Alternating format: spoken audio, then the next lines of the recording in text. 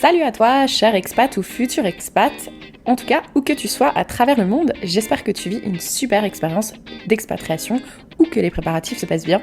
Et s'il te plaît, n'hésite pas à m'envoyer un message sur Instagram ou à me laisser un commentaire sur Apple Podcast pour me dire d'où tu nous écoutes. Aujourd'hui, j'ai décidé de t'enregistrer un épisode spécial car j'ai récemment découvert NordVPN et je me suis dit que pendant les 10 dernières années, je suis clairement passée à côté de quelque chose, donc faut que je te partage cette info.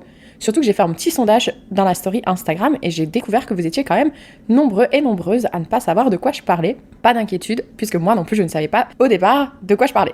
Mais maintenant, je suis un petit peu plus éduquée. Et je sais pas toi, mais moi les nouvelles technologies, les mots comme routeur, VPN, network switch, c'est des mots qui me font faire clairement la grimace. Pourtant, j'aurais bien aimé qu'une amie prenne quelques minutes pour m'expliquer ce que je m'apprête à faire. Donc aujourd'hui, c'est moi, ton amie. Dis-moi. Si tu es hors de la France, est-ce que ça t'est déjà arrivé de vouloir regarder M6 Replay par exemple, ou autre série française, mais ta connexion internet te l'empêchait? À l'inverse, si tu es en France, est-ce que tu as déjà voulu regarder, je sais pas moi, une série à l'américaine ou autre, une série asiatique, et pareil, on te disait que non, tu n'étais pas localisé dans le pays, donc ce n'était pas accessible pour toi. C'est quand même super frustrant de se dire qu'on est dans un monde où on est connecté avec n'importe qui dans le monde, et pourtant dès que je veux regarder une chaîne télévisée ou un documentaire, je peux pas juste parce que je suis pas localisé physiquement dans le bon pays. Franchement, n'importe quoi. Et je sais pas si tu sais, autre sujet, mais il y a des pays qui interdisent également des utilisations telles que Facebook, Zoom ou autres. Donc je vais pas m'étendre sur le sujet parce qu'on pourrait en parler pendant des heures, mais du coup, certains pays empêchent cela. Et pourtant, croyez-moi, on ne peut pas nous empêcher tout ça. Parce que tu sais quoi, il y a un moyen complètement légal, je tiens à insister sur le mot légal, d'éviter tout ça, et c'est ce qu'on appelle donc le VPN. Donc le VPN, ça signifie Virtual Private Network. Mais pour les non-geeks comme moi, et de façon simple, en gros, ce que ça veut dire, c'est que tu vas pouvoir choisir virtuellement où est-ce que tu veux faire croire au monde de l'Internet où tu te trouves. Encore une fois, c'est totalement légal si tu utilises bien sûr un réseau VPN légal. C'est pour ça d'ailleurs que je vais te faire cet épisode. En gros, moi je suis au Canada, mais je veux regarder Pékin Express ou Koh Lanta par exemple. Eh bien, si j'ouvre mon logiciel VPN qui est installé sur mon ordinateur ou sur ma télé et même sur mon téléphone portable, je vais avoir une carte du monde qui s'affiche. Je vais cliquer sur la France et immédiatement, me voilà virtuellement localisé en France. Et c'est ainsi que je vais pouvoir du coup regarder ma petite série Pékin Express en direct. Je pourrais également mettre en avant que le VPN, ça permet d'avoir une connexion sécurisée, etc.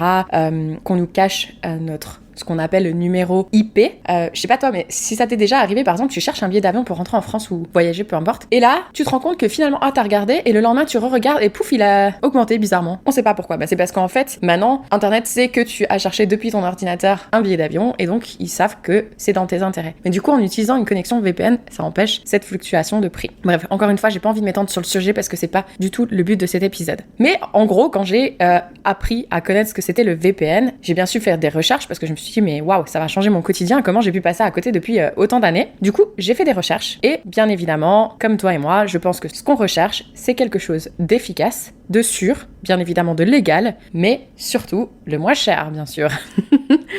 Donc là, j'ai fait mes recherches, j'ai testé et là maintenant je teste depuis un mois ce qu'on appelle NordVPN. Et d'ailleurs, pour information, je vais poster sur Instagram et Facebook une petite vidéo de comment ça fonctionne. Et en gros, je le teste depuis un mois et franchement, j'adore. Du coup, je les ai contactés et j'ai demandé au département marketing si on pouvait faire un accord pour que toi, qui nous écoutes, si tu es intéressé de tester à ton tour, eh ben tu vas pouvoir tester pendant 30 jours sans engagement, bien sûr. Donc tu verras, je te mettrai un lien dans la description du podcast et en cliquant sur ce lien, tu vas pouvoir justement bénéficier de ces 30 jours gratuits. Bon, je vais pas non plus te faire une minute marketing, mais en gros, tu vas aussi avoir des prix préférentiels, tatata. Je vais pas te mentir non plus. Moi, le lien que je te donne, c'est un lien d'affiliation.